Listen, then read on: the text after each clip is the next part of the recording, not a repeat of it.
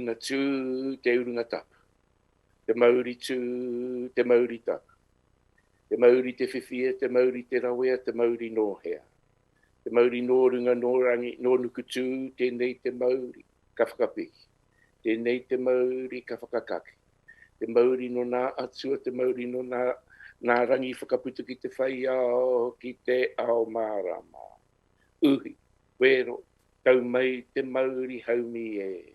Kui e i tai ki he.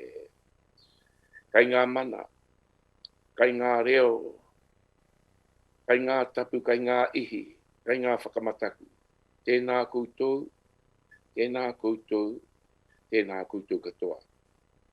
Tēnā koutou, me ngā mate kua kapohi ake e te ringa kaha o te mate uru tā, te korona, te kaumāiwa. Waihua ki rātau ki a rātau, whakoti rātau ki tua o te ārai. Tēnei tātau, kai ngā rangatira, koutou, ngā ariki, koutou, te hunga au mangea, koutou e pupuri nei i te mauri, o te mahi rangahau haratau, tēnei tātou e hui nei ki te wānanga i a tātou mahi. Nō reira kai te mihi ake, kia koe mākoa se whakahaere nei i tēnei mahi tēnei ata. O tia kia koe Welby e noho nei koe hai ihorangi mo tēnei kaupapa. Kia koe hoki Felix e noho nei ki te hawhina ki te tautoko i te arataki i a tātou mahi tēnei ata. O tia, o te wawata ia, kia timo ke tātou i ngā kākano o te mātauranga. Koutou e noho mai nā i te rātaha o te ao, Brazil, ki heake. Tēnei te mihi ki a koutou i tēnei ata. Tēnā koutou, tēnā koutou, tēnā koutou katoa, kahuri. Kia ora mai tātou, nā mihi nui nāku ki a koutou katoa. Ina mana, ina reo, ina mate, ina whānau o art and design. Tēnā koutou, tēnā koutou, tēnā koutou katoa. E te pepeha ko maungu tautere te maunga ko Arapuni te awa, ko Ngāti Rakawa, Ngāti Tenemaka, Ngāti Kotoranga te iwi, ko Welby toko ingoa. You can see why people like working with Marcos.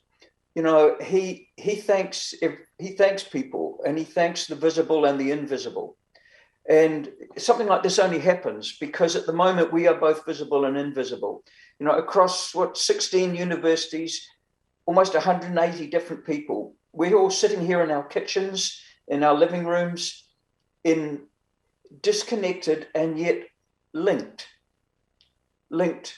by a technology and by the artistry that allows that to become humane. And so that's what I wanted to talk about today. I want to talk about this world. We might live in the ivory towers, but we actually live in the world.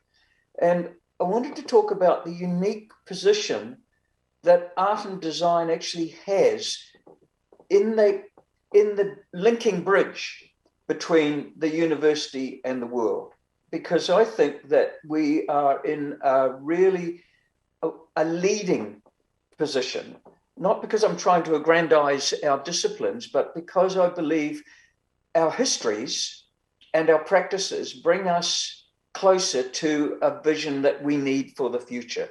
So let me just start this way. How do we make that go? How do we get on to the next slide? I can't seem to control it from my computer anymore.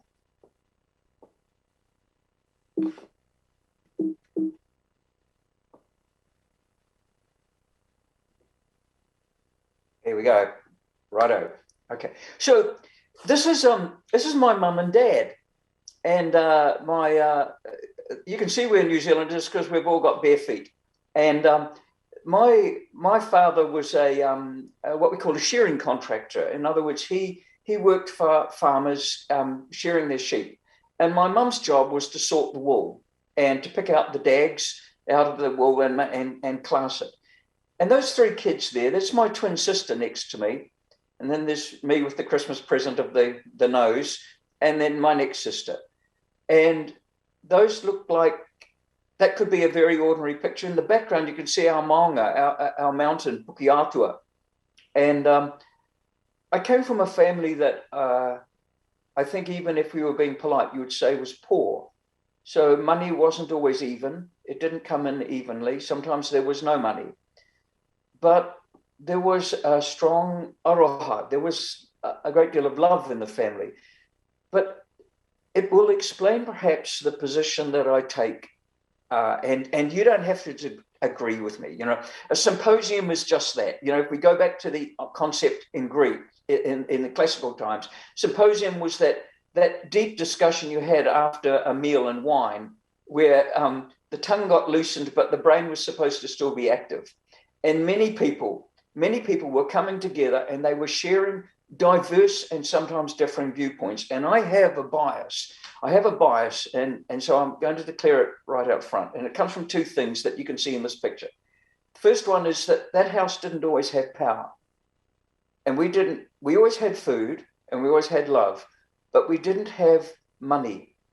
And so I have an obsession with fairness, with when we say we should be embracing a world, that means we're embracing a world that isn't sitting in sitting rooms like ours at the moment, might not have stable incomes, might not have those things. And that it requires something deeper than good intentions. It requires a kind of empathy and a livingness in the world, honestly. And the other one is that on this swing there, my twin sister had a kind of intelligence that meant that she was adored when she went to school. She could count before she went to school. She could write her name. She was the darling of Pukeatua Primary, which wasn't hard to be because it was a very small place. I couldn't read or write until I was 15. So I grew up through school as the dumb kid who could draw. In fact, we both went into the world and did many things. My sister died a few years ago, and every time I look at the swing, I feel a little bit of a hole in my heart, you know, because she was my twin. But we represented two very different people in an education system. And I've devoted my life, my career, to other kinds of intelligence, the kinds of intelligence that may not get the golden tick and the laurels all the way through school, but in fact are profound in how they contribute to our world. And that's where I'm going to take those two things will be the values behind what I'm going to talk about. So we find ourselves in our living rooms at the moment, but also inside universities. And universities are strange beasts. So, you know, when John Wood talked about that largely the Western construct of the university came out of the classical world and then through the scriptoria, through the monasteries. And it constructed knowledge. It constructed what it saw as knowledge and what it didn't see as valued knowledge. So it created this gap between what was of value in terms of a university and what wasn't. But by the 19th century, you know, things had started to change, and we were very influenced by the German universities, who, in addition to the older approaches of studying the classics and studying theology, suddenly there came in these new areas of thought into universities, and they were demarcated. So suddenly there were these things like the non-classical languages, the literatures, and then these three, the social and natural sciences and technology. These things all came in around the same time, and they began to shape universities. And what was interesting, in claiming their place, they developed rituals. They had different kinds of journals, they used different kinds of language, they used different ways of methodologies, and they established, yes, if you like, rituals around them that we now come to understand as disciplinary demarcations. But But in the middle of last century, there were going to come some disruptions, and we were one of them. So in the 70s and 80s, there arose in many Western universities what we now call identity-based disciplines. These are things like feminist studies, indigenous studies, queer studies. These are studies that may have involved relating to and with and between and forming links between disciplines, but they weren't located in traditional disciplines. And they began to really shake this old idea of this august siloed university. But if they seemed revolutionary, I would argue that there was a less discussed revolution that came very close on their heels. And this was this. In the 1980s especially, or 70s, 80s, and through into the 90s, there came in off the street what we think about as the professional disciplines. So these are things like journalism, design, nursing, business management. And these what we think of as disciplines had their roots not in the scriptoria, not in the university. They had their roots in things like the craft guilds design, the academies, fine arts. And so fine arts came into the universities a little earlier than design, but these places, they had scholarships. So for instance, if we look at the craft guilds, so the craft guilds had apprentices and masters. You would be just the same idea as a degree, except there was a different system. You came in, you learned with people, and in the end, you were awarded mastery over something. So you became a master carver or a master lead lighter or a master whatever in the field. So these disciplines already had systems for evaluating quality, and they already had rituals and approaches to how you research something to get an effective outcome. But the interesting designers, I would argue, don't naturally work in a disciplinary way. They work in what we might call a post-disciplinary way. So for instance, if we're working on a project, we might be working alongside and with government or civic policy makers to check the regulations. We might be working with a patent attorney to protect the intellectual property of what we're doing. We might be working with engineers. We might be working with marketing people or monetizing agency. So we work flexibly across realms of knowledge, fluidly. In other words, not in a disciplinary manner, but in a post-disciplinary manner. So by post-disciplinary, I mean something beyond the idea of interdisciplinary or interdisciplinary. With knowledge, we also work with knowledge that is not in the academy, and we value knowledge that is not in the academy, and we work fluidly. So when you take culturally something like artists or designers who don't work in that traditional mode, they bring challenges. So one is that there's a higher level. If you want effectiveness, you have to have high flexibility, the ability to work with diverse realms of knowledge, and in the pursuit, often not of truth, but of effective outcomes, of effectiveness. So, and the other thing that was brought in by a lot of these realms that came in off the street, if you like, was that their primary methods of inquiry were practice-led.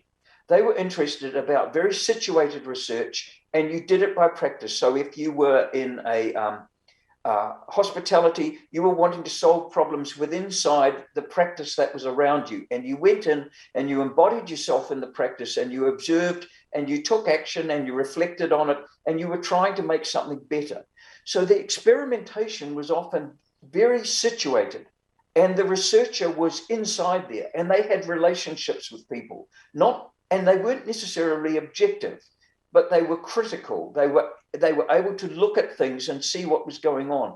So high levels of active reflection, high levels of applied professional knowing, that is knowledge that may not be framed as academic, but is hugely, hugely important in trying to reach effective outcomes. And so this is why I argue that things like action research became so important, because professions had already been using that. It may not have been given that term, but we took action and we looked at situations, we took action, we reflected on it, we refined it, and we used both our explicit applied knowledge, so that the knowledge that we could touch, but also all this backpack of knowledge that we just kind of took it as, Polanyi would call it tacit knowing, that knowing that you use all the time that you can't put your finger on, but it helps you edge your way forward. And so this whole mindset started to really challenge many research and disciplinary conventions that were in the academy. And so sometimes we were encountering people going, yeah, but that's not really research. How can that be critical if you say, I just feel that just feels right?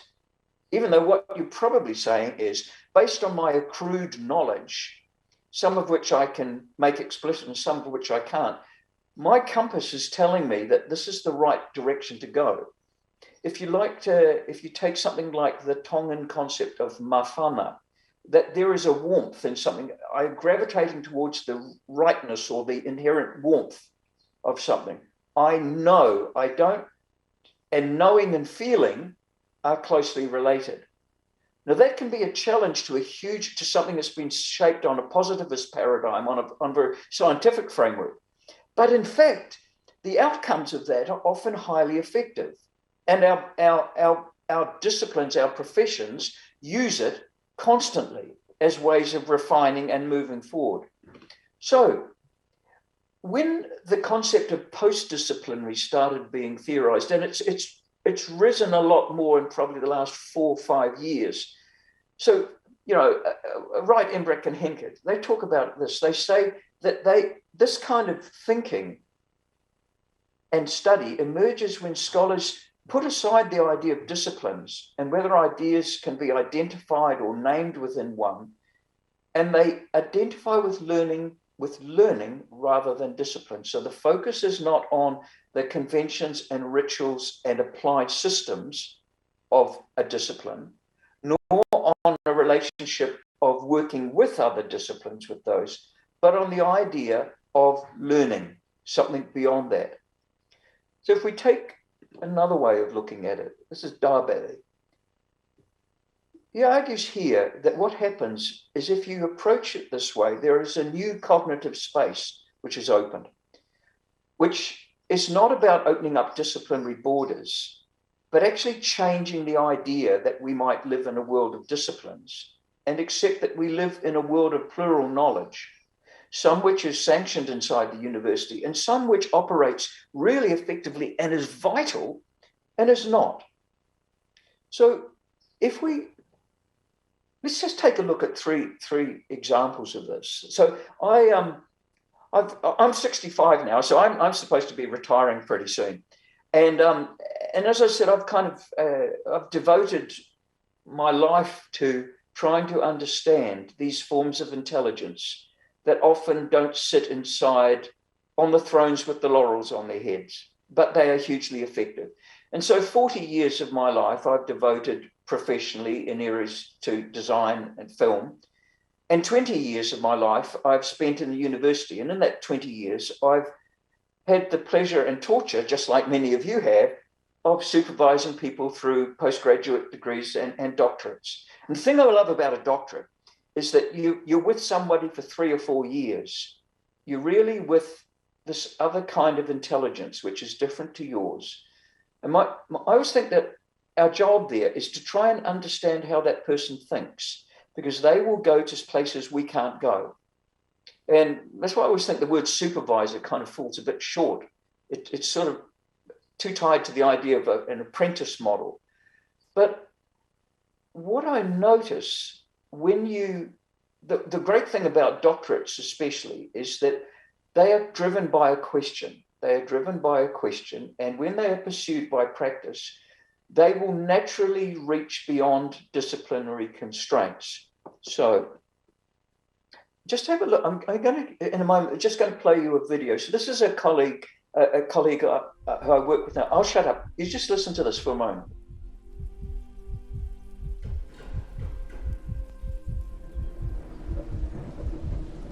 Euclides was destined to be a martyr.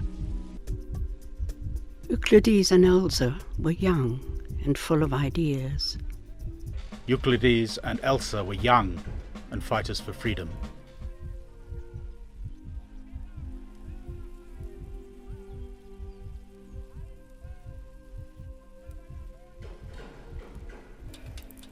His photograph shattered on the floor.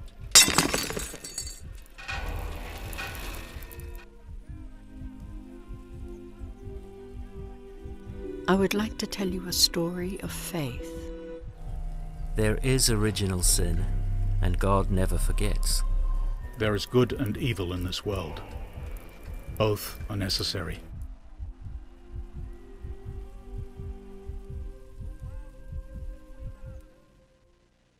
So, what is that? That's the outcome of a doctoral inquiry where the candidate was studying theology, creative writing, polyvocality, AR technology, sound design, and visual communication.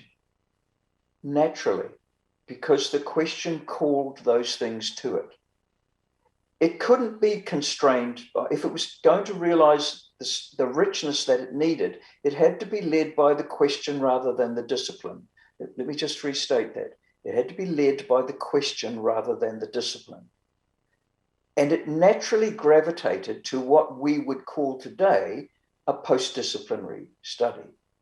In amongst that, of course, with things like, this is a candidate who came from Sao Paulo. So concepts like syncretism, theological constructs like syncretism were being translated into illustrative forms. It's sitting right on the edge of emerging and developing technologies. There's not a division between art and technology. There is a fertile marriage between those things. So that is something that happens naturally. And, as a supervisor, there's knowledge in there that's way beyond anything I've got.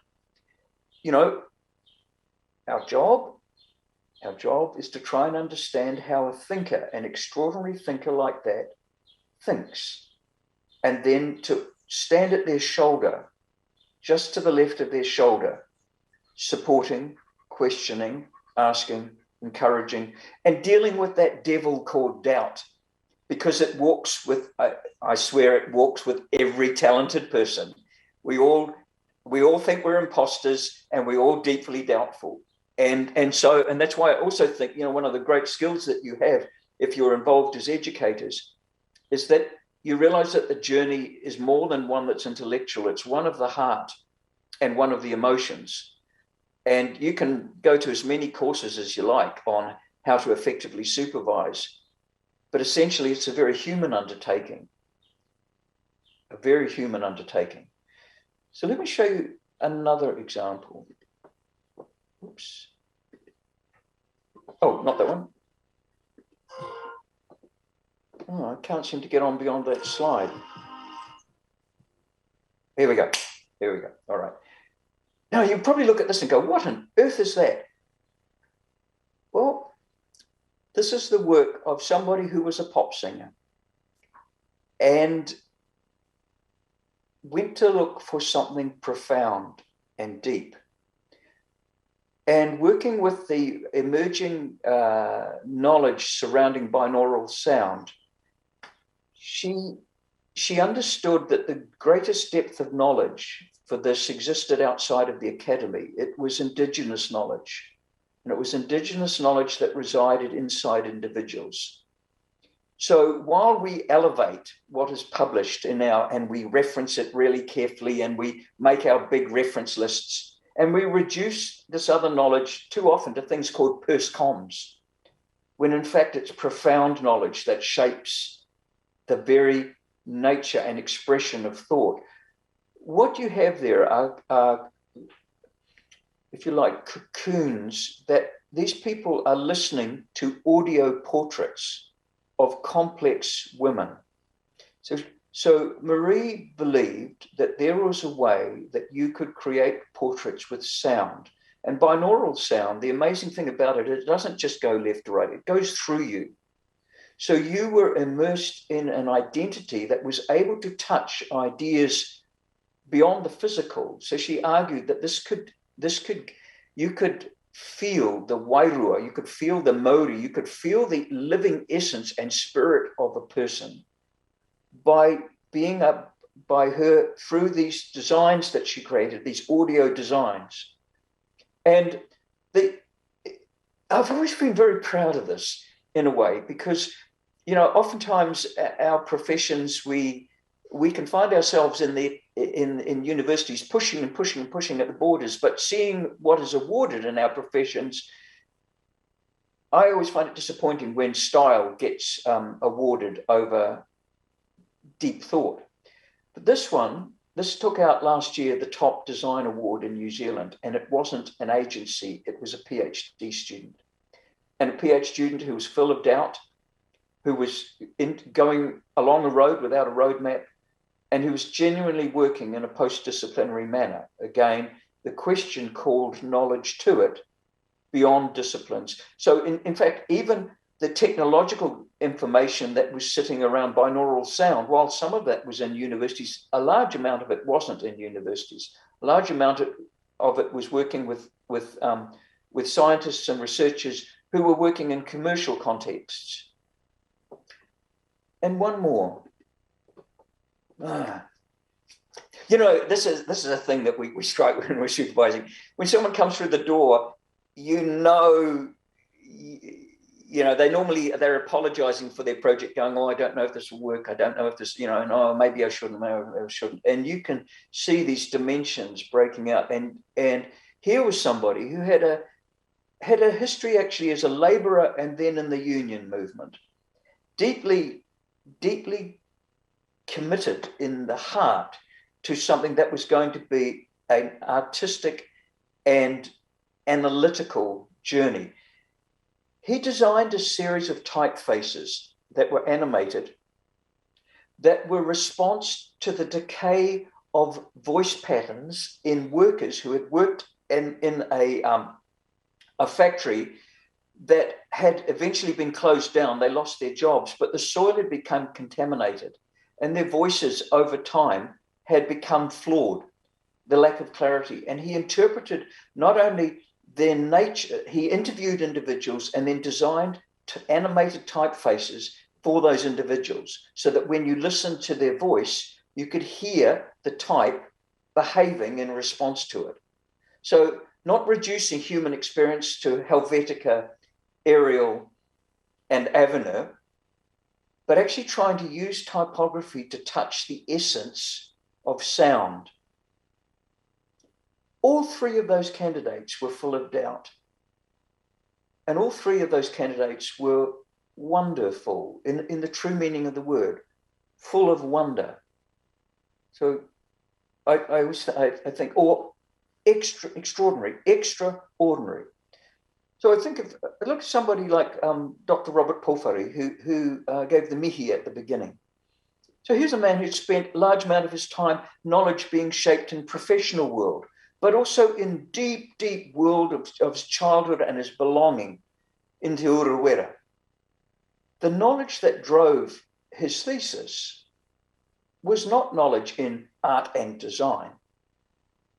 It was knowledge accrued and that constantly worked back and forwards, checking its veracity not against the prescriptions of the discipline, but against the cultural understandings.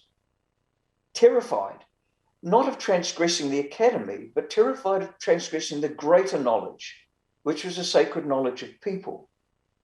So that's why I would argue that we are when we do this very well in postgrad, when we are question-led through practice, that it is very common for us to engage in something beyond interdisciplinarity, beyond intradisciplinarity, with something that we might understand as beyond or post-disciplinary. And so it makes me think a little bit about how knowledge moves, because I remember when I started working at the university, you know, I wrote essays and articles, and book chapters and stuff. And it was kind of a knowledge moved through print. In fact, when I came in the 1980s, we were just, in visual communication design, we were just, the computers were arriving, so the bull gum was going. Sorry, this would be too old for many of you. You won't know what bull gum is, but it was this toxic stuff you used for pasting up. That was going, and suddenly this computer was here. But what I didn't realize at that time was that knowledge was going to move. So let me explain this. Let's have a look at this. This is 2003. So I remember showing this in a lecture to my students. And I said, what's your response to the article? And they said, I'm sorry, I can't translate this. They said, it's bullshit. That photo is bullshit. And you go, what? And they go, because these are people who had learned to work with Photoshop. They went, the color of the child, first of all, he's wearing blue gloves that color coordinate with the child in his arms. And there's not enough yellow pigment in those to be truly unadjusted. If it was the yellow that's in the rest of the photograph, you couldn't have blues that blue or pinks that pink. So somebody has fiddled with that image. So their suspicion of the image was based on an embodied experience of manipulating images. Now, at the time, that was a kind of surprise I got with their reading of it. But in 2003, Jeffrey Cole had already said of these students, if the newspapers stopped being produced for a couple of days, it wouldn't be a disaster. But if online environments went, there would be a visible disaster. There would be a problem. So I was still reading the newspaper. But then if I jump forward one decade, I'm going to show you something. This is an advertisement. You may have seen this. It was an advertisement that the Guardian commissioned to talk about the nature of the newspaper, to talk about how the newspaper was not this print on paper. It was something else. That technology altered the very concept of the newspaper. Have a look at this. This is Bartle, Bogle and Hegarty, 2013, their ad for The Guardian.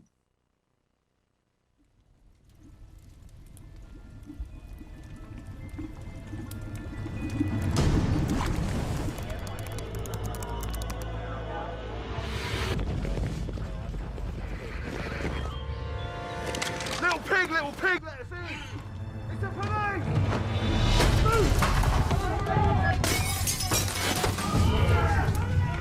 The third little pig is now being taken into custody, so the spotlight is once again shone on the grey area of homeowners' rights to protect their properties.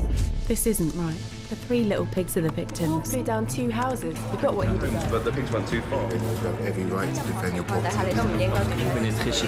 Keep the chinny chin chins up, fellas. Boiling someone alive hardly constitutes reasonable force. Somebody is going to break the law and intrude on you. You can't protect yourself in your own home. A man's home is his castle. If someone tried to blow my house down, I'd do the same. I knew the wolf. There's no way he could have blown down those houses. He had asthma. But the wolf had asthma. So what's the truth about the pigs' houses being blown down? Inside job. There's no reason why those 2 houses, one made from straw, the other from wood, should have collapsed. Not even a healthy wolf's huff and puff could bring them down. The 3 little pigs have confessed to conspiring to commit insurance fraud, framing the wolf in an attempt to cover their tracks. Their motive was financial, as they struggled to keep up with their mortgage repayments. Guilty. I can empathise with the pigs. I'm behind on my payments too. How could this have happened? I've lost everything.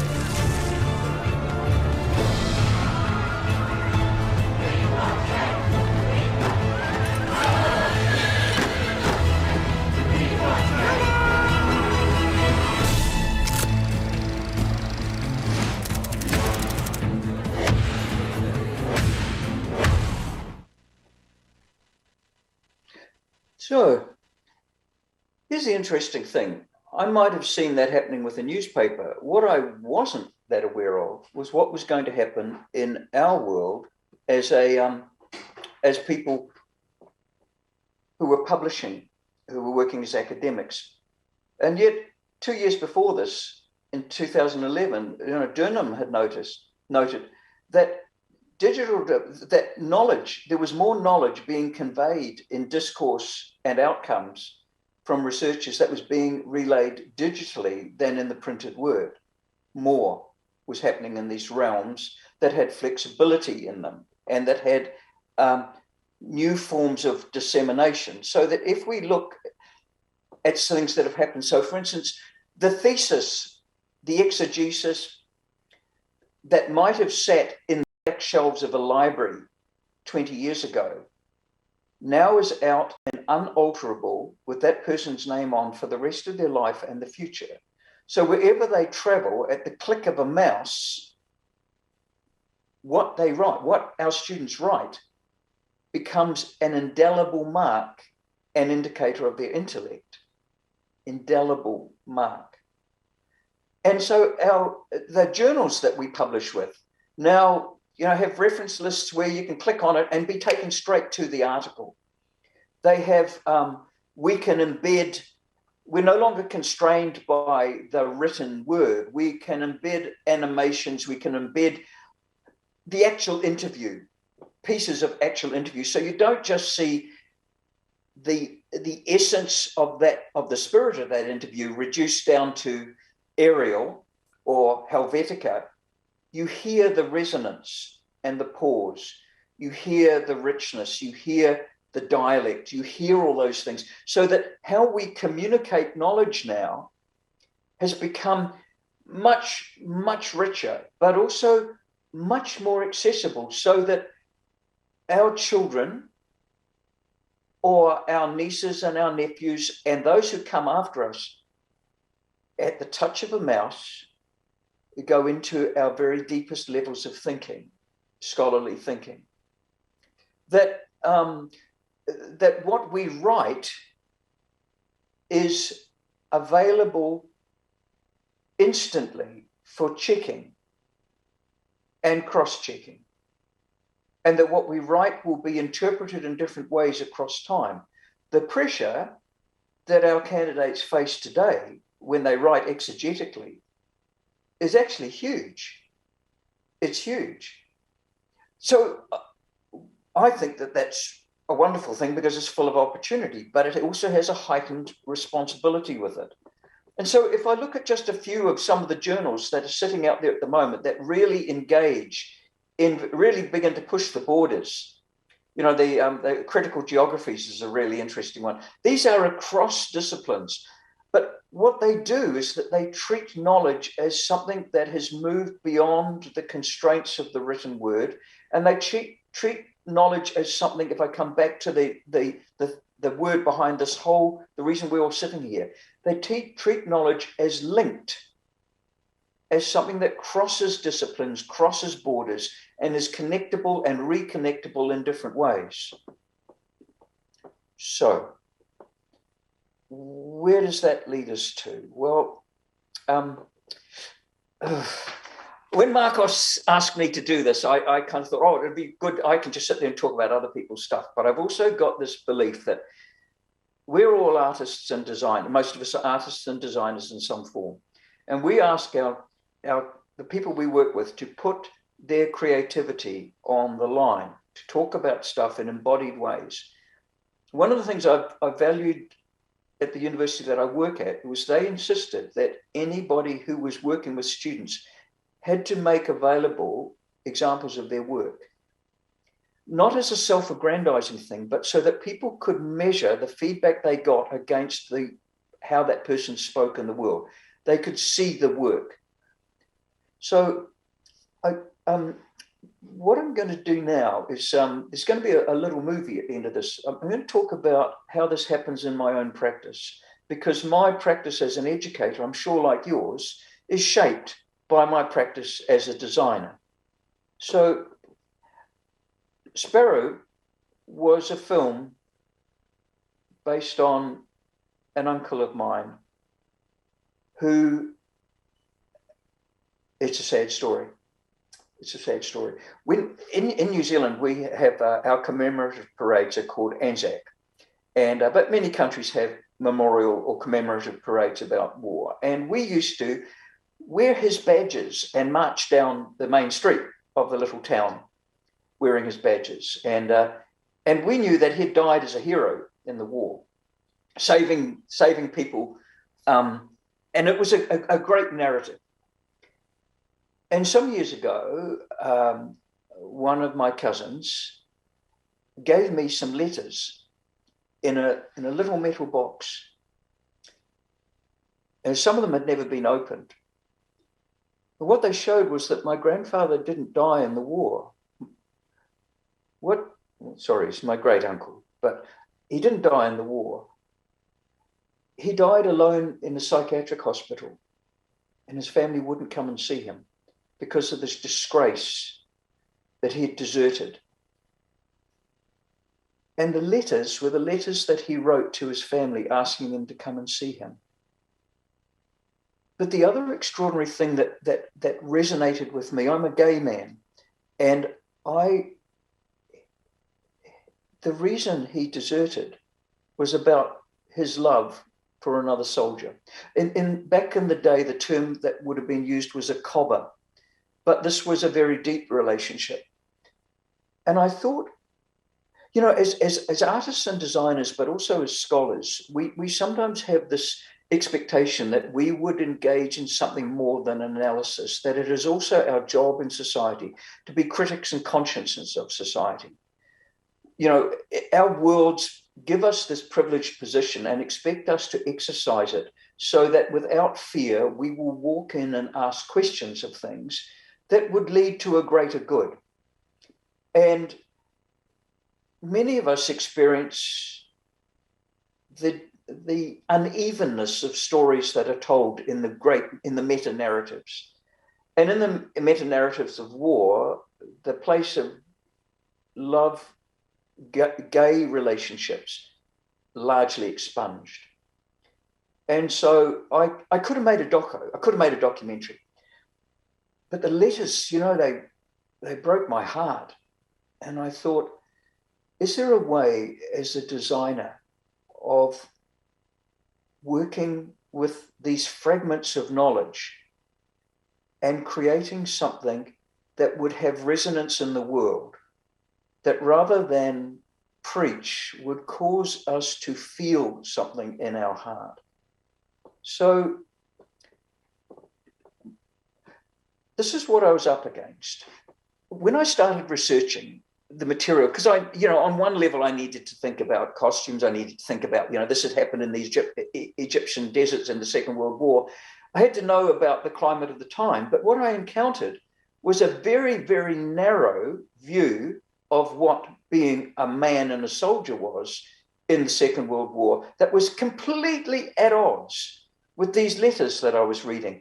If we just play this, can we just play this wee clip? Now the Germans were on the run, and the 8th Army was on their heels.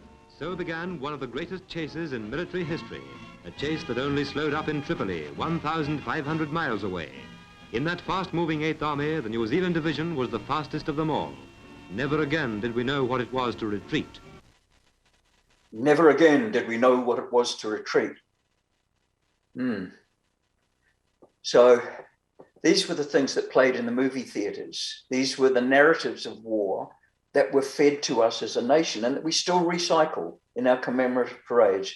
These ideas of equating masculinity and heroism, of sacrifice, these things become dominant codes, dominant ways that we shape generation after generation. And yet here were some letters and a myth.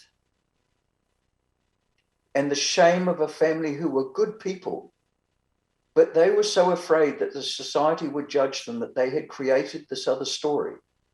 And that's what was lived in the world. These were not bad people. This was a completely understandable thing to do. And I talked to them about, could I make a piece of work from this? They were very reluctant for it to be a documentary. And in fact, in making the work, I was very careful to hide so you could not identify who the family was. But I still wanted to be able to get to the heart of the story. And it had become a problem for me because professionally I've been, I film title sequences and, I do stuff in the professional world. And I'd just been cutting a title sequence for a 6-episode television drama called When We Go to War. And, I wanted to, I'd had to negotiate with the producers, and they didn't want something cliched, but they also didn't want something, they didn't want my deep unsettledness. You know, they wanted something that was going to advertise this program. And so I designed this. Let me just go to the next slide and see if we can just play that. Okay, could we just play this?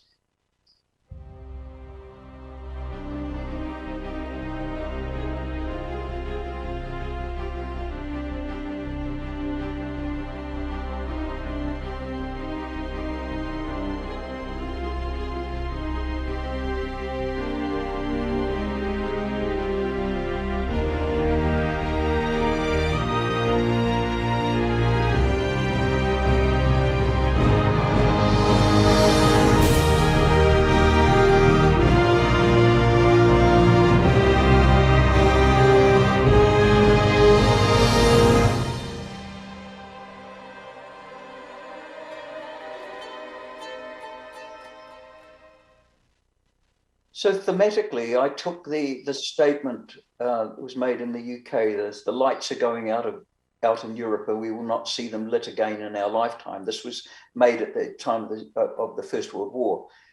And although I scrupulously tried to avoid the poppies and the images that we often associate with war, in fact, I was doing something that was against the grain of what I'd experienced in my family. So, and the challenge came because they decided that in the War Memorial commemorations, they played parts of it up, projected it on the wall of the Auckland Museum. And when it was blown up really big, you could see that I'd hidden a whole lot of stuff in there. So if we just go in a little closer, if you look here, there's a man's head, there's a man buried under the earth, his ear, his nose, his face. In this image here, in the next image, were the men who had died when my grandfather went and fought in the First World War. They are subtly woven into the background behind him. Now, you don't see that when you watch the thing. And I was being a wanker. I was telling myself, oh, well, you know, this is my little protest. Well, actually, it was no good because it wasn't doing anything in the world. It was just me appeasing my conscience by trying to be clever. And I thought, I have trouble with war. I have trouble with it. I see it as the failure of civilization. You know, I see it as a profoundly distressing state to get to as a people. Well, here we are today, linked across the world as thinkers and creators. And I see us at our best and believe that is a very powerful thing. And so I still wonder why we remember the names of our people who fought in wars, but not our diplomats who stopped them, not our people who stopped things happening. And so I tried to make a piece of work. I thought, I'm going to try and make a piece of work and put it in the world. And, you know, none of us save the world with what we do, but we try to take our idea of scholarship and goodness to affect something. So here I was sitting with this idea of this man who had come back. I'm not going to tell you what he did because the film shows that, but he hadn't been killed, and he hadn't been killed saving people, but he was returned to New Zealand deeply injured, but psychologically injured. And so all the film footage that I could find of the period showed people returning to New Zealand injured physically, waving from ships, and lots of footage. Nothing of the men who were psychologically damaged. They were invisible. And when I went into the photographs of the wards in the hospitals, I discovered that those men were housed in the back wards. The front wards, where they photographed people in their wheelchairs or convalescing, they were physical injuries. And I thought, well, I've got to know what these rooms look like. It was a nightmare trying to find information. Large amounts of information that fitted the grand narrative were available. But when you had to research to go underneath it, I had to pull every string I had in my position as a professor to get hold of dishonourable discharge records, and then discovered that they were so scantily written that you couldn't actually find out what had happened, or large areas were blacked out. So here was this concept of failed masculinity, maladjustment, malingering. These are terms that were used to describe men who came back who were psychologically wounded. And then I thought, well, I need to find out what that looked like. But again, it wasn't recorded. In fact, it took me a great deal of time to track this down. I just before I do, I just need to warn you, this image, this next bit's a wee bit distressing. I still find it distressing because I'd never seen it before, but it's from 1918. And it's recordings in the UK of men with shell shock. And I used it in the film. No, let's just watch it. If you could just play that, it would be great.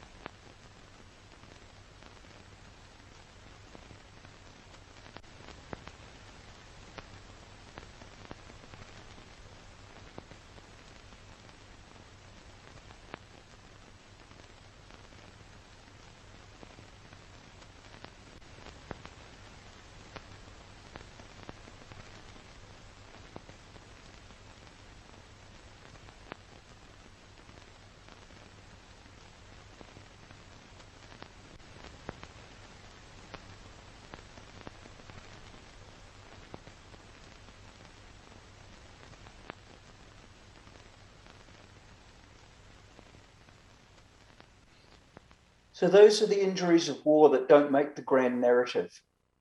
They're not the ones that play on our television sets once a year when we commemorate. And yet they are part of the nature of war. We might talk about these things as post-traumatic shock syndrome in words, but when we see images, something profoundly different happens to us. Something permeates this level and goes inside. And so it took me a great deal of time. I had to do a great deal of digging and digging and digging through archives to find simple information like, what does movement look like? What does the light look like inside a bedroom for one of these people in a hospital? What does the so this technical stuff that will inform the surface of the film. But I also tried to work with some other things. So let's just see if I move that. My way of thinking is, maybe this was because I couldn't read and write for many years. I learned to draw, and I think through drawing. I still think through my most complex stuff by making diagrams. And even with students, I'll often do that. Get a whiteboard and put stuff up and put arrows, or get bottles on a floor and move them around so that Robert's smiling because he remembers it. That physically, if I can see something inside myself, I can go somewhere that words can't go. And so I began to try and draw this world that I was trying to understand that was made up of fragments. So on one level, I started using fragments of information that I could see, but then I started imagining fragments to just go, what what does this feel like, or what could I reference? So, here's the famous statue in the background in Turkey of the soldier carrying the New Zealand wounded at Anzac Cove. And I translate that. You'll see that in the film. It's translated into a shot where he's carrying, I don't want to spoiler alert, you'll see where it translates.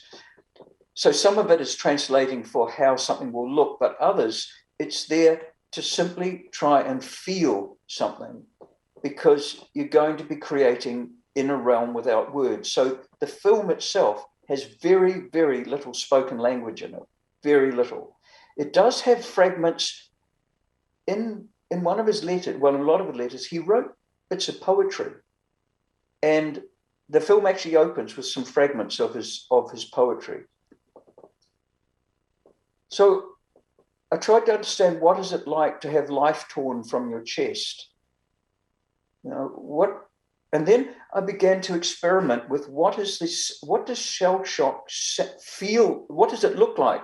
So I developed a software system where an image could be filmed and then separated and play at different speeds. So you're looking at it all as one thing, but fragments of that frame are actually playing slightly discordantly, or with the same momentum. So some are slowed down just slightly or dislocated. If you just have a look at the experiment, let's have a look at, could you just play that for us?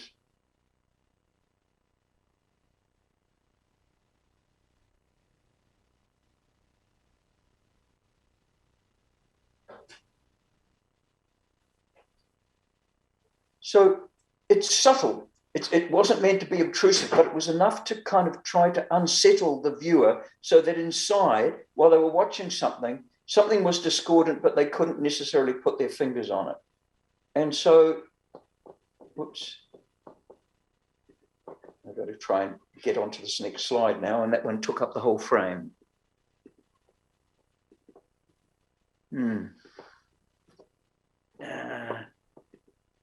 Gosh, yeah.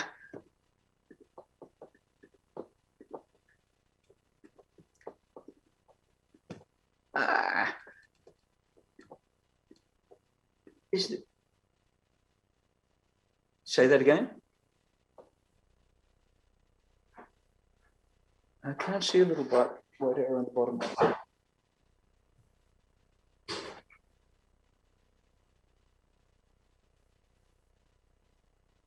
Okay, so I can't see that on my screen. Click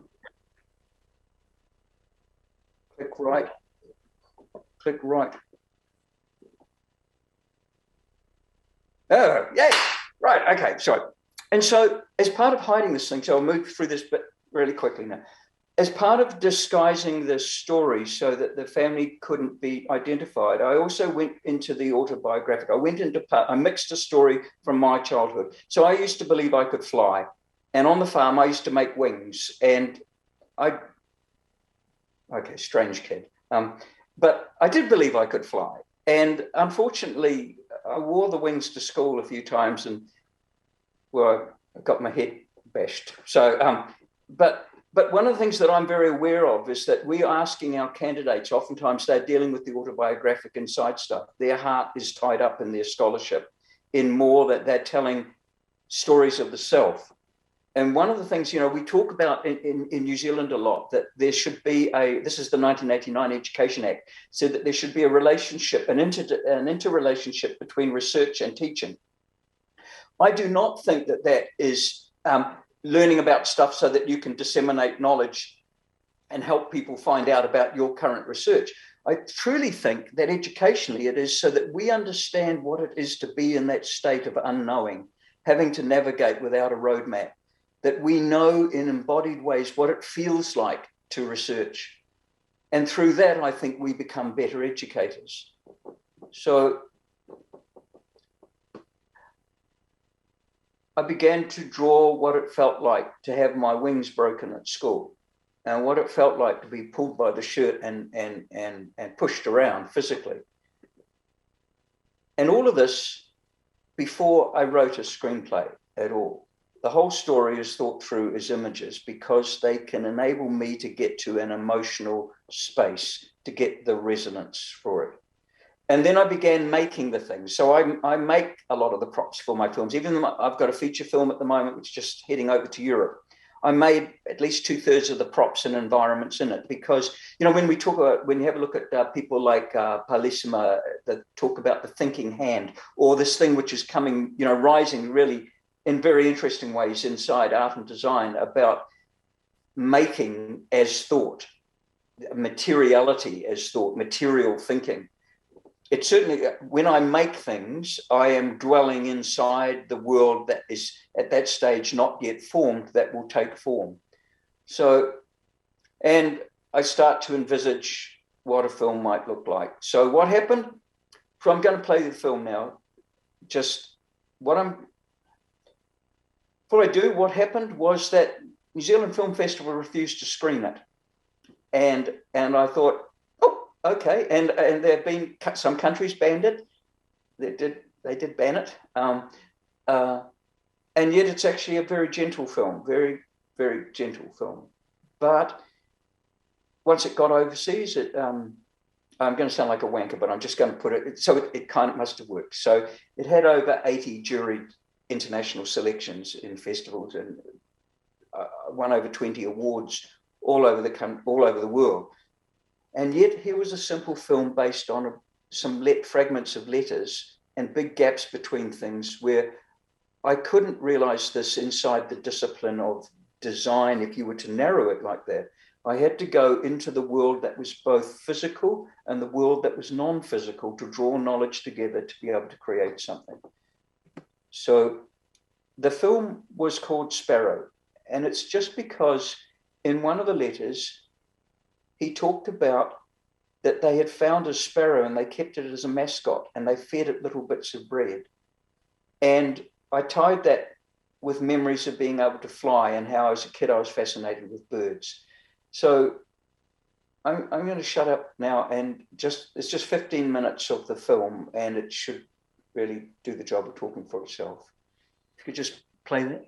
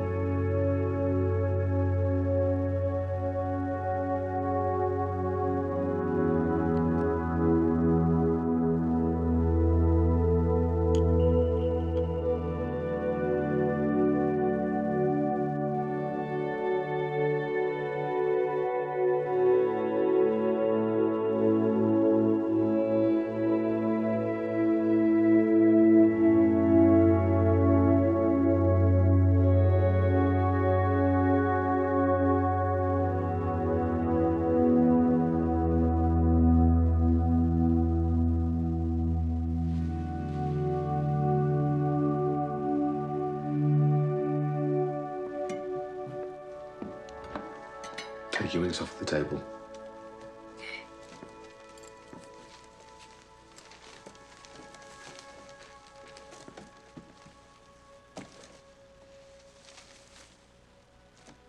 Good boy.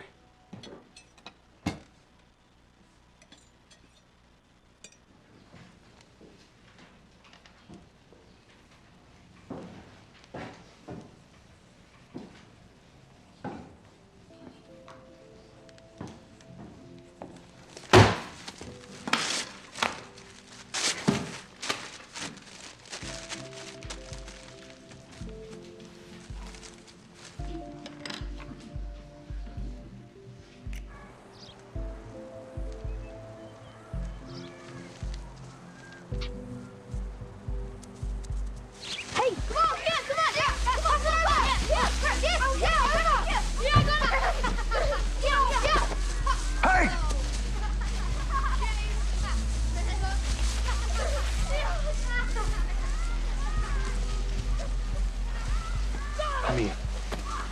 Put your fists up. I'll put them right up here. Okay. Hit my hand, Jim. Hit my hand. Don't want to. I'm telling you to hit my hand. Don't want to. Hit my hand. Fucking hit my hand!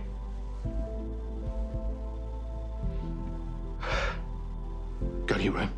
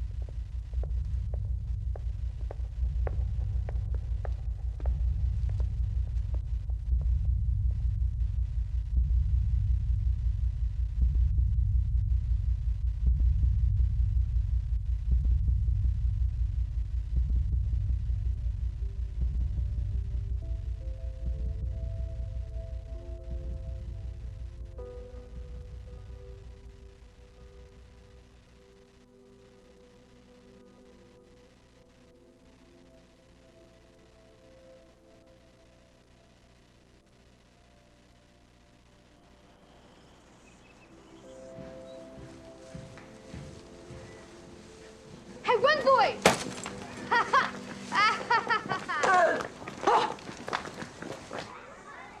Hey, look, it's fresh bait. Nice lunch. Freak. Get up! What are you, little prick? Little freak. Oh, no, your lunch is all spilled. Go home, spaz. Little jerk. Hit me. What? Fuck off. Come on. Hit me. Go on. Come on, hit me. Go on. Go on. Just hit me. Come on. Idiot.